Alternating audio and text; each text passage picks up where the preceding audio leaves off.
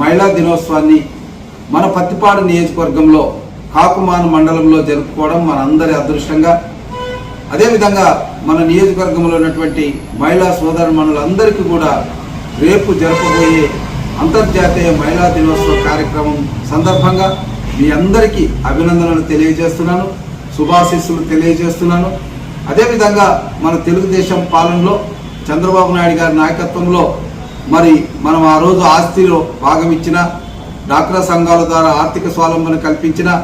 మనకు ఇండివిజువల్ టాయిలెట్ల ద్వారా ఆత్మగౌరవాన్ని నింపిన,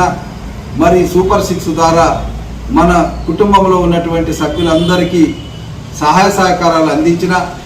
మరి అదేవిధంగా బాలికలకు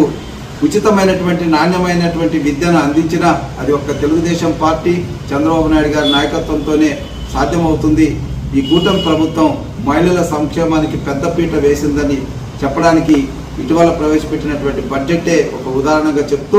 మీ అందరికీ మంచి జరగాలని శుభాశీస్సులు అందజేస్తూ మీ ఎమ్మెల్యే బూర్ల రామాంజనేయులు.